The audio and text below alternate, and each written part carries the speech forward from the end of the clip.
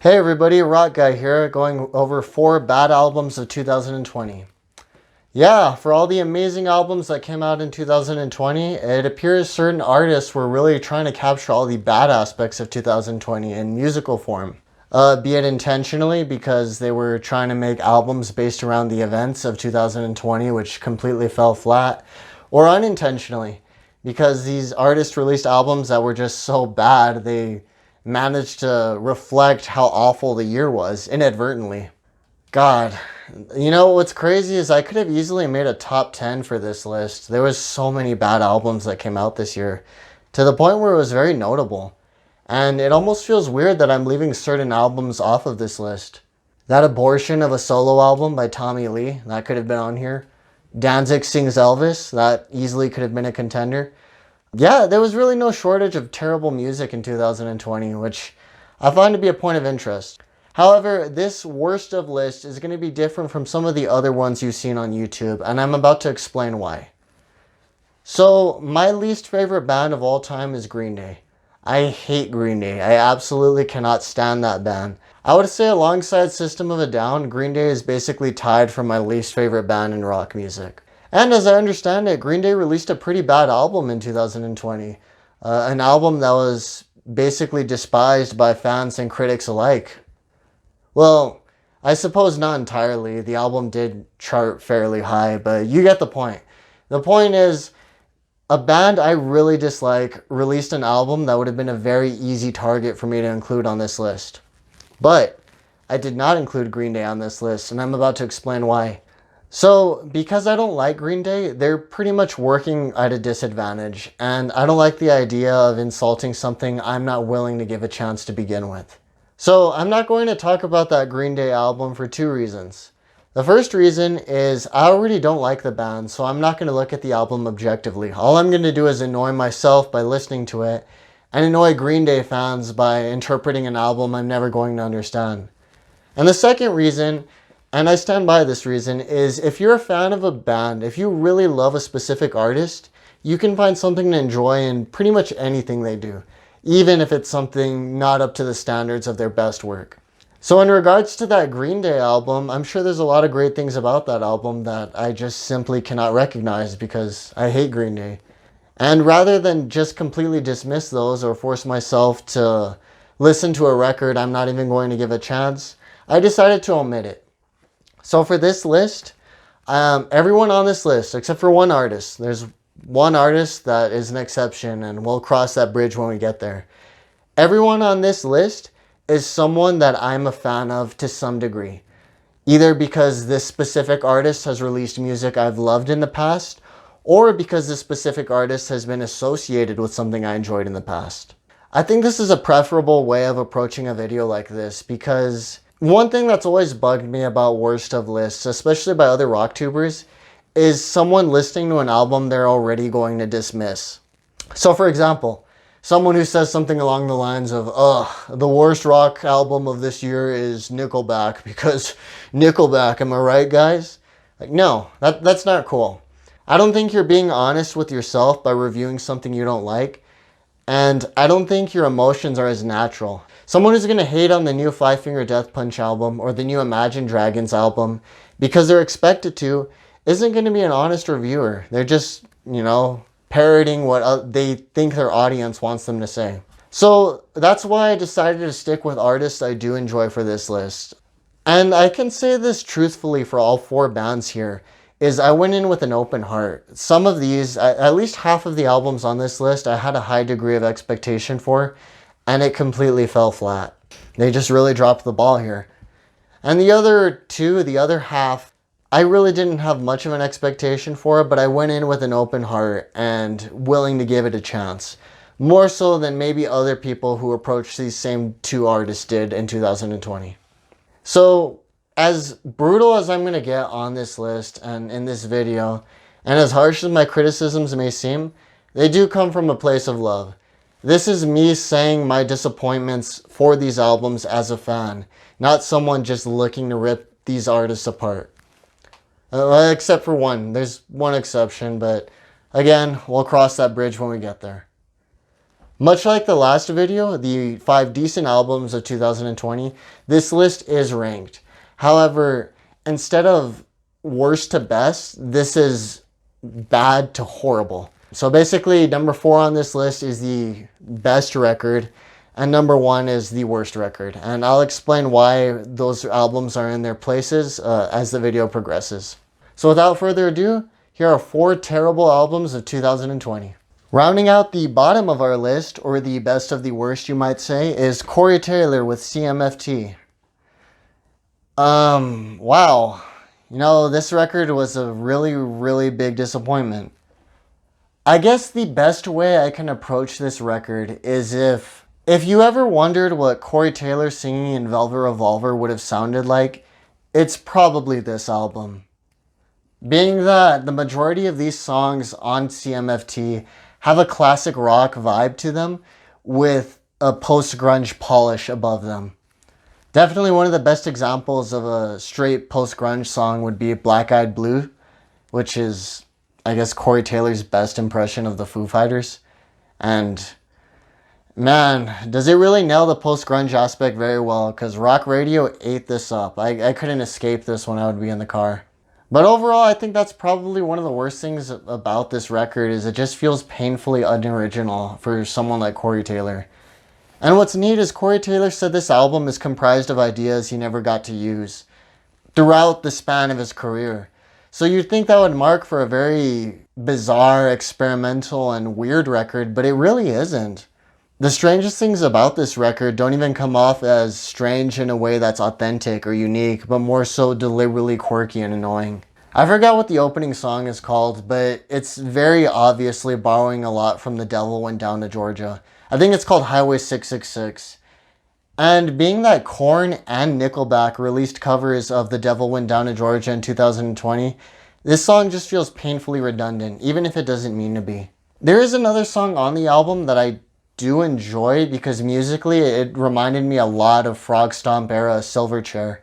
But even so, it's not a song I liked enough to revisit it or to actually get the name of it for this review. I just took a mental note of that in my brain. Ironically, the best song or the most memorable song on CMFT is also the worst song on CMFT. And that would be Corey Taylor Must Be Stopped. Or I think that's what it's called. It's the title track where he basically says his name over and over and over again for the entire song. And this song is interesting, or I like this song, not from an ironic way or a guilty pleasure way. I don't believe in guilty pleasures. I think you either like something or you don't. And you should never be embarrassed of something you enjoy, regardless of what it is. But I don't like this song as a guilty pleasure, but more so as a novelty song. So if you're wondering what a novelty song is, let me explain further. A novelty song is a song that's interesting within the context of the artist's discography. And it's interesting in ways that are absent from the quality of the song itself. So in the case of CMFT Must Be Stopped, this song is interesting because it's essentially a Limp Bizkit song. So for any of you diehard Slipknot and Stone Sour fans, you should know Corey Taylor used to have a humongous feud with Fred Durst and Limp Bizkit way back in the day. Corey Taylor would basically rally against Limp Bizkit's commercial appeal and how manufactured Fred Durst seemed as a person at the time. And the biggest irony is Corey Taylor essentially becomes Fred Durst on this song. This is a Limp Bizkit song. If Limp Bizkit released this exact same song, but instead of Corey Taylor's vocals, it was Fred Durst, nobody would bat an eye. It's just so annoying. God, I think that's the most frustrating thing about this record is Corey Taylor essentially becomes a caricature of what his critics have portrayed him to be. Even if it's ironic, just the constant use of his name over and over, CMFT, CMFT, it's just so obnoxious and like douchebaggy. Ugh.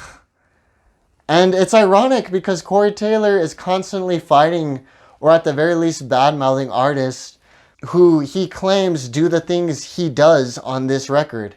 Artists like Imagine Dragons, Nickelback, Kanye West, and of course Fred Durst. It is at the bottom of this list because musically, I would say there is an audience for this record. And Especially if you're someone who's barely getting into Corey Taylor, I can see how you might enjoy this. I think this is a good entry-level Corey Taylor album. And that's kind of a harsh thing to say. This is a disappointing record for me because I love Slipknot. I think Slipknot's a great band. Not too crazy about Stone Sour, but they have a handful of songs I enjoy.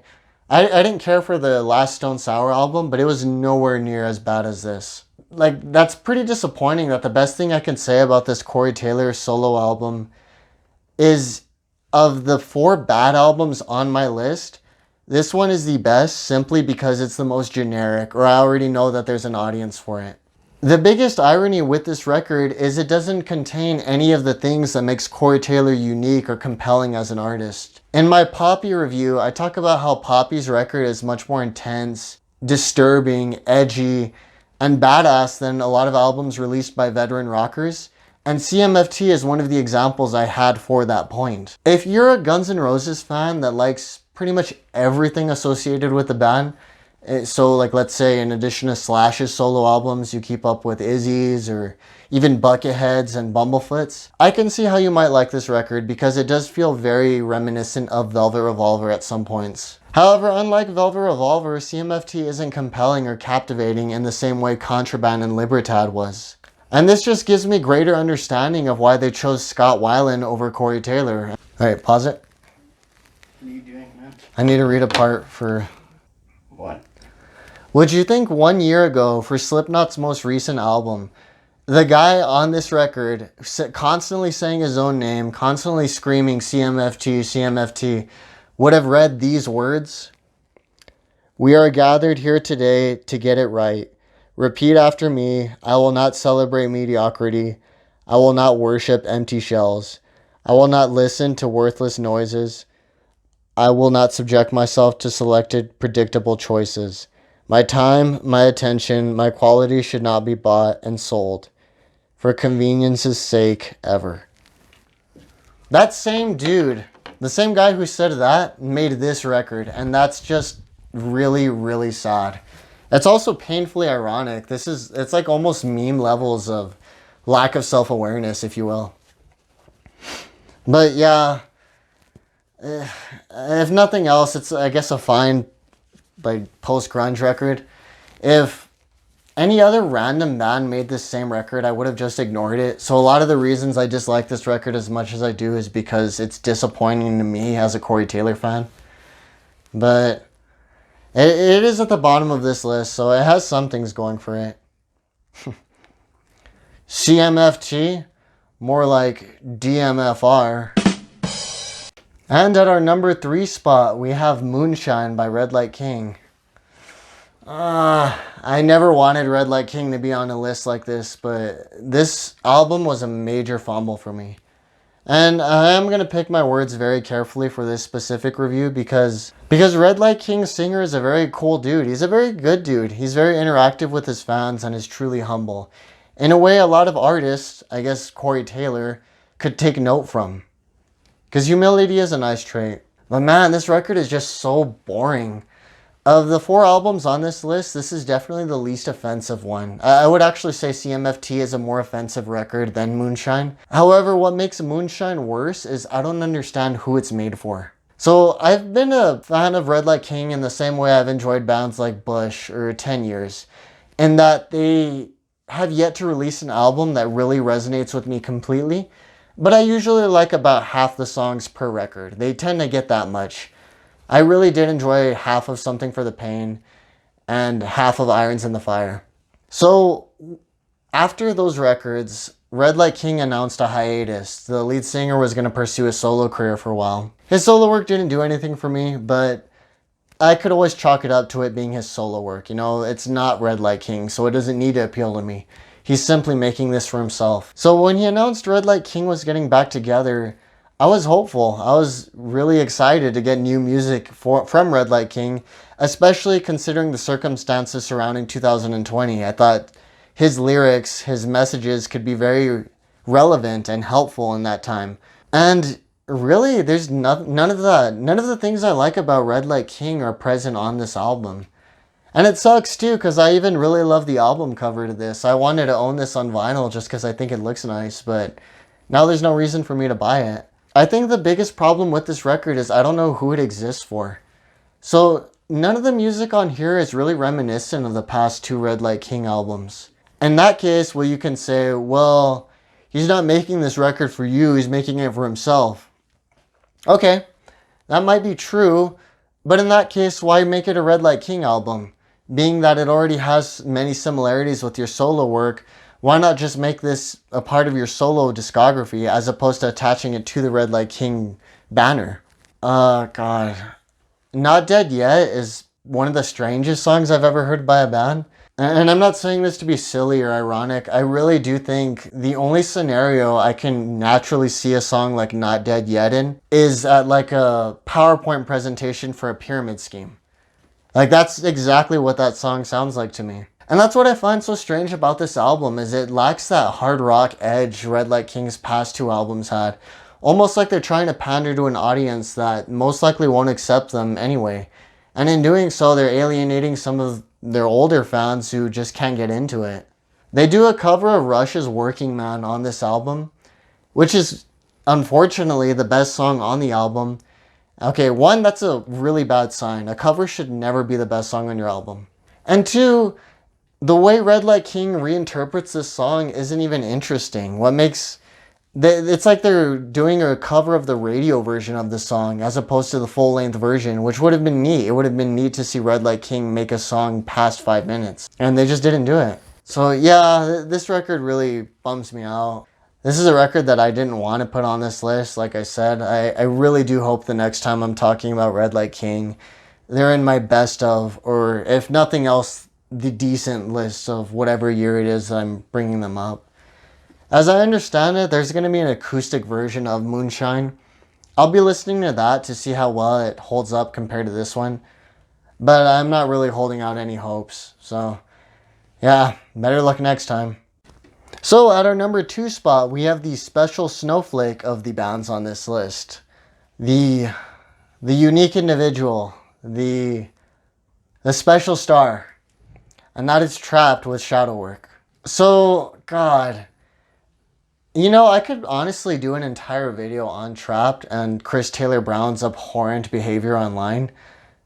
And I don't know, at this point it seems kind of redundant for many reasons. One, I'd be very late to the party regarding this. And two, I'm not really that invested in Trapt to do something like that. So, Trapt, of all the bands on this list, is the only one that I haven't consistently followed for a certain amount of years. Trapt to me has always been kind of a D-tier new metal band version of an NPC. I know a lot of people disowned them after Chris Taylor Brown started acting like a bellend online. I'm not one of those people. I still think Headstrong is a very, very good new metal track. Echoes is nice, and so is Still Frame. Stand Off and Sound Up are also really good. I mean, they're kind of the same song, but, you know, they're good new metal songs. And that's really all Trapt ever was to me. It was just kind of a background band that was making new metal songs that I would enjoy passingly when I was taking a break from bands like Linkin Park or Korn. That is until 2020 when Chris Taylor Brown started making headlines for his bizarre political rants on Facebook. And this was interesting because in addition to fighting online trolls and people who just naturally disagreed with him, Chris Taylor Brown would attack his fans. He was attacking his own fans over his not accepting his behavior. And just acting like, I guess the best word would be pathetic. But overall, it was just very embarrassing and awkward for everyone involved. So this got me thinking, like, wow, you know what? Maybe he's going to release a very politically charged album. I know his politics are very right-wing heavy. He was a huge Trump supporter. So I was thinking, you know what? Maybe this is going to be the new metal version of a conservative album. Like, Trapt's take on Rage Against the Machine-like music, but instead of the more Democrat-leaning views of Rage Against the Machine, this would be the conservative Republican new metal album. And it wasn't. Shadow Work is not a political album. So what's the point of attaching all of these politics to your persona if you're not even going to reflect that in your music?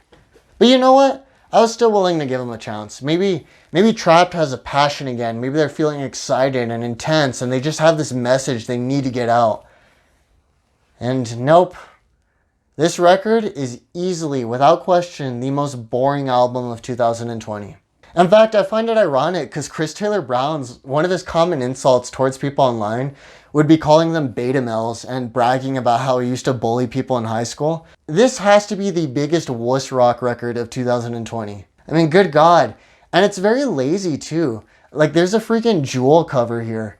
This guy is attacking people for being betas, as he says, and he has a freaking Jewel cover on the album. But what's interesting about that Jewel cover is the overall sound of Shadowwork is so boring that you wouldn't even recognize the song as a cover upon listening to it. It just sounds like another really crappy Trapt song. And God, lazy has to be the best term to define this record because like 3 of the song titles have the word "to" in them. God, dude, open a thesaurus or something.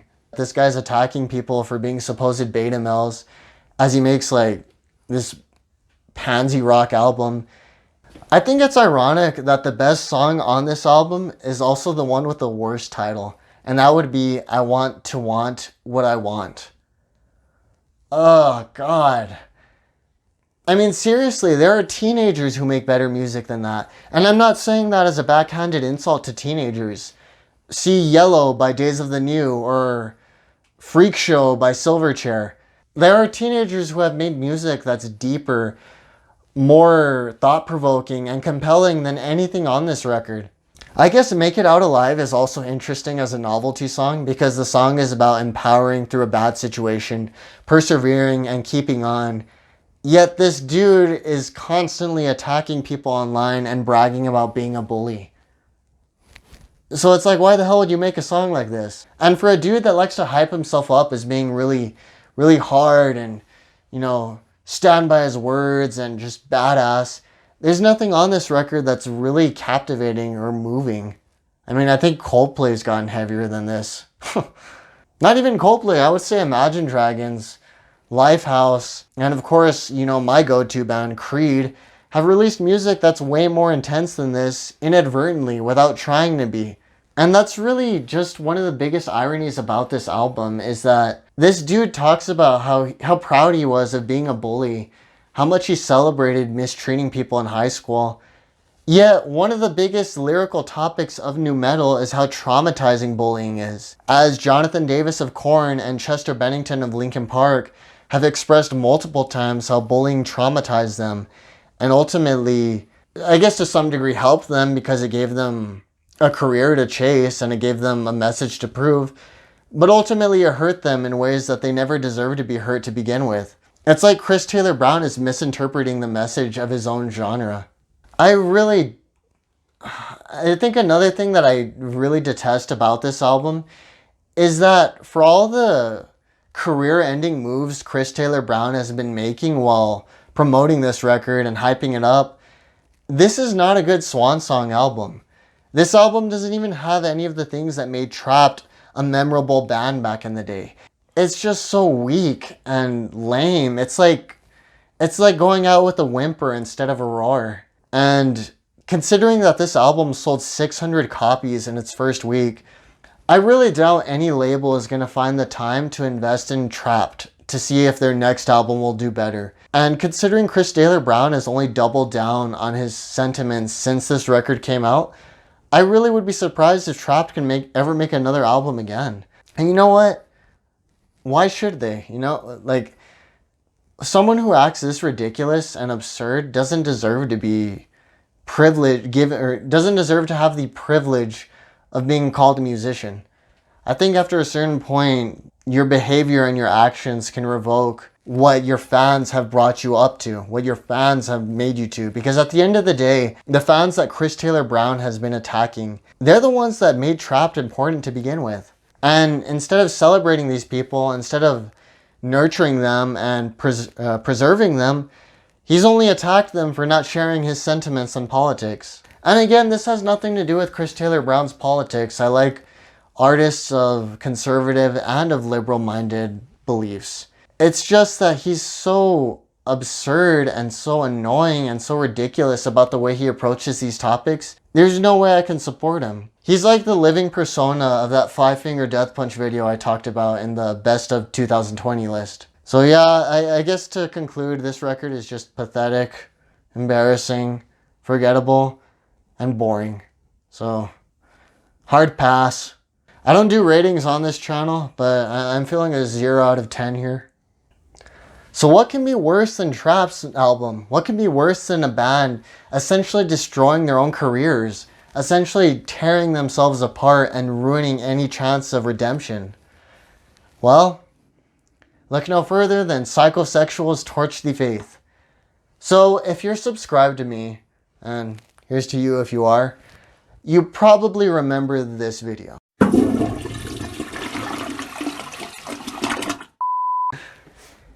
And man, with each subsequent day, I think my dislike of this record has only grown further and further. Especially since I've gotten pushback on this album. I've actually gotten into arguments with people who really like this crap, and I don't understand why. There's nothing good about this record. Like, this record and the imagery that surrounds it would have been dated in like the 80s.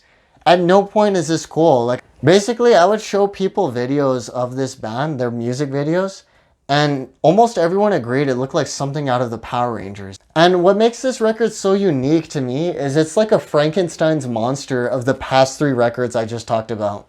So it has Corey Taylor's or CMFT's obnoxiousness, it has Moonshine's pointlessness, and it has Shadowwork's boringness.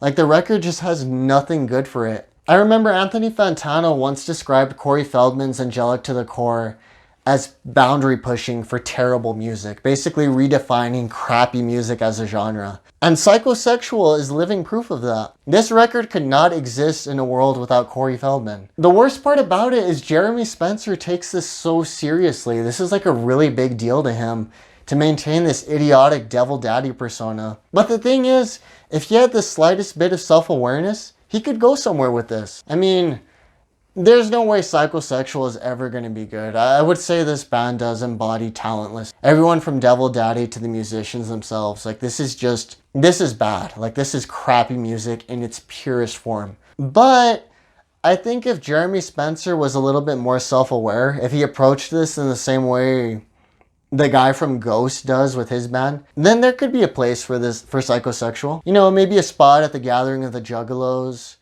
or maybe an opening slot for Corey Feldman. This band could be seen in the same way bands like Insane Clown Posse or Limp Bizkit are seen, where, yeah, there's some crappy songs, but that's kind of the point. But no, he's so committed to this persona, and he's so adamant about this thing being like the most badass and edgy thing you'll ever see. Like, look, we've got strippers and Satan and all that stuff. If Trapt's Shadowwork made a case for bands like Nickelback or Disturbed or Godsmack, then Psychosexual makes the case for Five Finger Death Punch. In fact, I press anyone who considered F8 by Five Finger Death Punch to be on their worst of 2020 list to listen to this album. Well, that is to say, if you can still find it.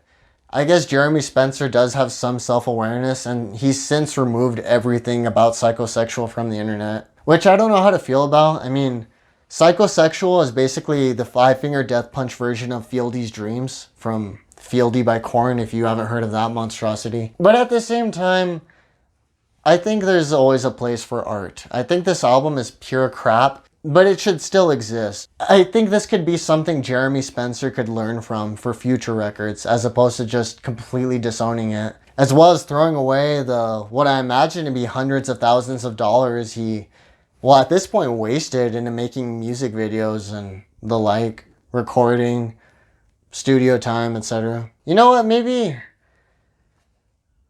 God, this record is so bad, it's confusing my brain. I don't even know where I'm going with this review right now. I guess I was going to say that I would never talk about Psychosexual again, or really any of the bands on this list, if I were to make a worst of insert year here again. But with Jeremy Spencer essentially erasing everything pertaining to Psychosexual and starting all over again, maybe I will check them out. Maybe he can prove me wrong and release a record that does impress me to some degree. You know, normally I would think the bar can't be set any lower, but if I had to imagine any band that could just get worse and worse, it's probably Psychosexual. The lyrics on this entire album are extremely sexist, which feels very weird for rock music in 2020. That's another aspect of this record that comes off as dated. A lot of the satanic stuff is also pretty insulting to Christianity, and not in a way that's artistic or thought-provoking, but in a way that's just offensive and annoying. In regards to what I said about teenagers for Trapt and that teenagers have made better music than Trapt does, I don't even think teenagers would think this record is cool. In fact, I'm convinced that everyone I fought with regarding this album online is lying about thinking this record is cool, and they're probably just friends with like the bassist in Psychosexual or something. Nothing is without its fans, but this is probably one of the most objectively awful albums I've ever heard. And if I had to pick any one record that probably captured what a shit show 2020 was, it's definitely Psychosexual's Torch the Faith. I was going to say avoid this if you can, but at this point there's really no way of getting exposed to it. And you know what? Maybe that's for the best. I usually push everyone to look up something and get their own opinions regarding a record instead of just taking something at face value. I think that is how music should be approached, but willingly exposing yourself to Psychosexual is like willingly exposing yourself to shingles. Like, there's just no reason you would do that. Instead of listening to Psychosexual, maybe you could just stare at the ceiling for an hour, or however long this album is, and your time will have been better spent than the energy you would have wasted trying to comprehend this massive turd of a record. And Psychosexual's Torch the Faith is our worst album of 2020. And that was my 4 worst albums of 2020. Like I said, I don't seek anything out to hate. Anything I come across is because I'm either a fan of the band or because the band, in the case of Trapt, is making enough headlines that I have to check this out. I have to see what the fuss is. But let's hope I don't make one of these for 2021. I don't like being disappointed by an album. It actually really bummed me out to include the albums I did on this list because, like I said, I went into each record with an open heart and an open mind, and I ultimately came back with nothing. Were any of these albums on your worst of 2020 list? As unlikely as it is, were any of these albums on your best of 2020 list? Let me know down in the comments section below, and as always, be calm, be cool, be collected, and see you later.